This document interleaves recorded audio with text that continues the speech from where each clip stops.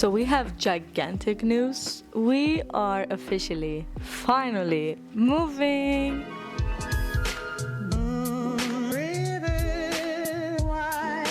We are trying to get rid as much as possible from our apartment and get ready for this new chapter, and we'll be moving like before New Year's.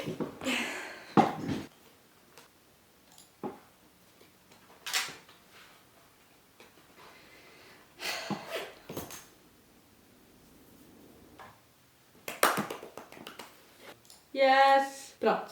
Departure. Dia 30, 7h25 da noite. Just sold my first piece of furniture and they're gonna come back for this tomorrow. So I gotta start organizing my stuff.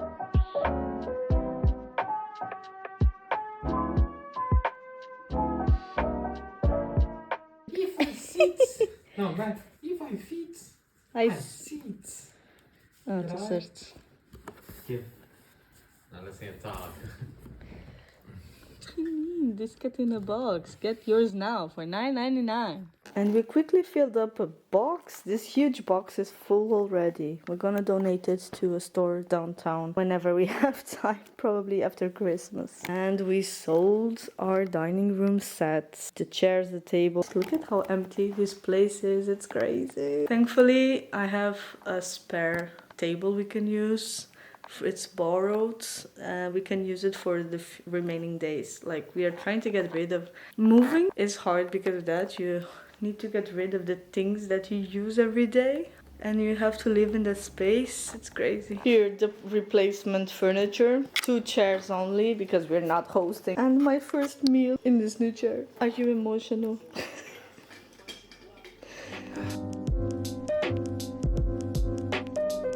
We're selling our bedroom set. We just spent like 3 hours disassembling everything. It was hard. And cleaning. A color combo. And the house is like a huge mess. So a while ago I found out Decathlon buys second-hand items to resell in their store. So we have a bunch of equipment from working out and sports because I'm always trying to try different things, and we have so many different balls and rackets, and I'm gonna try and resell it to them so we can make some money out of that, hopefully. Let's see. Major fail. They didn't take anything. They said it's not in good conditions because they need to resell it. So they want things like almost new, basically. And they didn't take anything. They don't take any textiles. They don't say that online. I did do a simulation online before I came here. And I don't think they're even gonna take the bike because it's old. They say a little bit of wear in it. They're not gonna take it, basically. So, waste of time. I think, god damn, and my car is full of stuff. God. Eu não consigo tirar da caixa. Um gato spread problems. Não dá para ver. Olha para aqui. Milo. This is just a baby. Ele nem sai da caixa. Ele está paciente, tá bom? These bebês. Okay, so our little black cat, Milo, actually passed away quite randomly last week. He has FeLV, which means it's like a type of cat leukemia. So every time he got sick, he almost died, basically. There was one other time he got sick that we didn't know he was going to make it. And this just came out of the blue. One day he came home and he slept all day. He didn't move, he didn't eat, and we noticed something's wrong. So the next day when we took him to the vet, it was already too late. Everything was malfunctioning from what we understood from the doctors. His body was failing completely. And when they tried to tube him, it killed him officially because he couldn't breathe. So yeah, now we just have Drogon. So what we plan to do with the cats, we cannot travel with them right now. I did do all the paperwork, as you saw. We had to do passports for the cats and get them all the latest vaccines. But we're not traveling with them just yet because it's going to be too much of it's gonna be too hard. And in the first months, we're probably gonna live out of Airbnb or something, or hotels maybe even, while we search for an apartment. And we cannot be worrying about Airbnbs accepting cats or not. It's just gonna be too difficult like that, especially with 2 cats, even though right now Joey just have 1. So what we're gonna do is we're gonna leave him with my in-laws, Andrea's parents. When we travel, that's what we usually do. We leave them there for just a few days. So for now, it's gonna be a few months, probably. We don't know when we're gonna move the cats with us. There is a way of sending them via airplane, like cargo, without us being there. Or we will travel back and bring him, just 1 cat, and bring him to us next time we travel back to San Miguel. So that's what's happened. Yeah. Último lanche em Pintos because we love it here.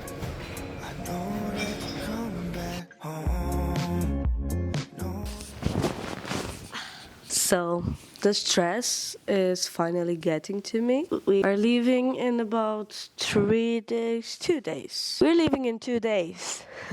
And I have to start packing, like actually packing, putting stuff inside the bag, deciding what's going officially. I'm so overwhelmed, very overwhelmed, because I'm trying to empty the house as much as possible. So I don't want to leave problems for other people. I want to leave it blank. I don't want to leave our stuff behind so it bothers other people. And it's just a lot of stuff, so much stuff. Oh my god, I am totally a hoarder. I know most of it is me. There's so many knickknacks and like things that hold memories, and I don't know what to do. Or maybe it's practical stuff, but I don't need to take it with me, and I can't make a simple decision. I don't want to throw it in the trash, you know. But should I keep it? It's just a stupid knick-knack, that kind of stuff, you know. I have to start packing. I would love to have my suitcase basically ready. By the end of tomorrow, it has to happen anyways. And we have a few little things that we want to do before we leave. People we want to say goodbye to. A lot of our friends want to see us now, and the last days when I'm so stressed and I have so much to do, I want to say yes because I want to see them as well, but I'm not very relaxed to be with them at the same time. Yeah, that's where we're at. The house is so empty, it's so cold. There's no rugs, there's no curtains. I removed everything today. It's just getting colder every day as we remove stuff. It doesn't make you want to stay here. Let's start packing the bag.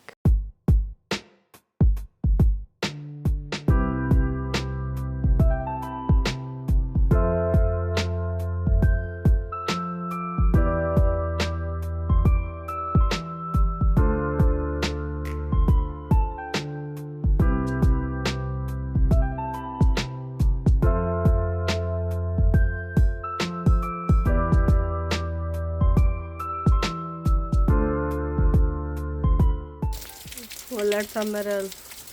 Dia que a gente tem que viajar. Que o voo não seja cancelado à noite.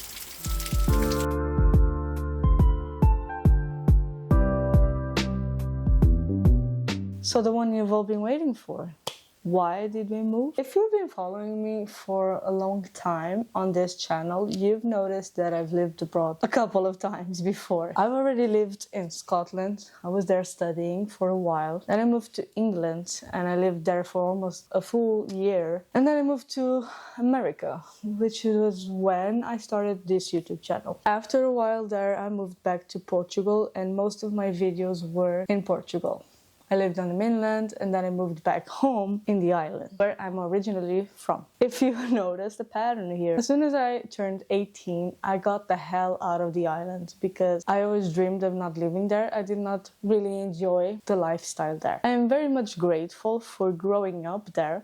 My childhood and teenage years were very nice, especially because it's a very nature-focused place. I was in the Scouts. I really enjoyed it very much. And I think we had a very peaceful life. And growing up in the nature, really next to the ocean, it does something to you. And it was really, really nice, and I'm very grateful for that. But as an adult, and the lifestyle I've always envisioned for myself was never in a small town. I wanted to move to a big city. My personality and the things that I appreciate in life, the things I want, don't go with a small town lifestyle. I always want to try new things, have new experiences, see new things, and learn constantly. San Miguel, although it's the biggest island, nothing really happens. And it's been better the last few years. We don't particularly have like beautiful architecture. We don't have museums, big museums. We don't really have big events. And as someone who loves to travel, it's extra hard to get out of the island because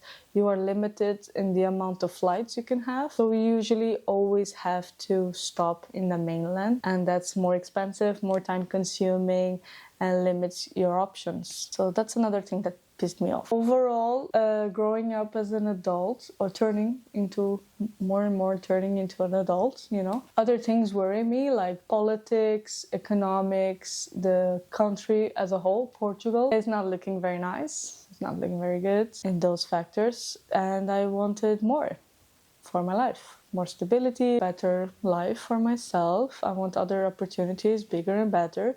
And if I cannot have that, at least I can have the lifestyle that I envision for myself. Always having access to new experiences, traveling being cheaper and faster, that kind of thing. So in a big city like here in Vienna, I have access to lots of museums. There are events every day if I want to. There are festivals and concerts, and traveling is way easier. There are trains, there are planes, there are boats, there are buses for very cheap prices, and there are a lot of towns that are super close by. So that's easier. And bottom line, that's the truth. That's why I wanted to move. I've moved abroad many times before for that reason. The plan was always to stay forever, but something always came up and life is always changing, and this is the new chapter, and we'll see how long it lasts and how does it go.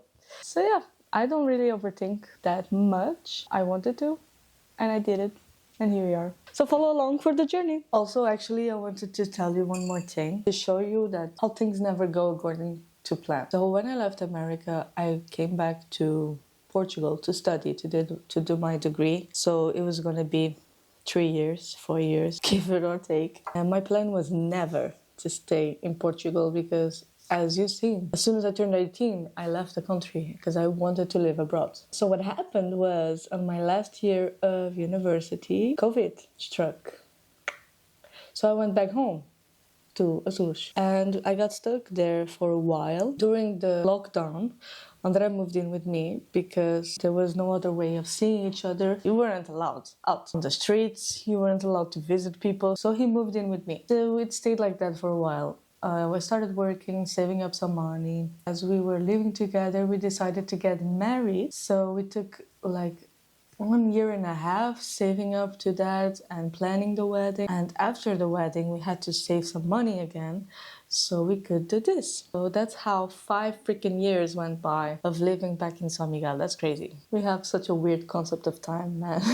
Just to show you that this is something I wanted to do for a long time and just kept being pushed further down the timeline. It also doesn't matter when you do it. It's okay. Don't think too much about it. Just set up a plan and do it. I just wanted to share that because I think it's important to see how long things take, I guess, or when things don't go your way. This may all seem like, oh my god, it was so easy. She just took her things and left. It wasn't easy, the process, let me tell you that. And if you are going through something like that, I wanted to share the reality of things, you know. I don't want to make it look easy. And I'm not even talking about like the psychological burden, I guess. Emotional burden. That was a lot to take as well. Thank you for coming to my TED Talk.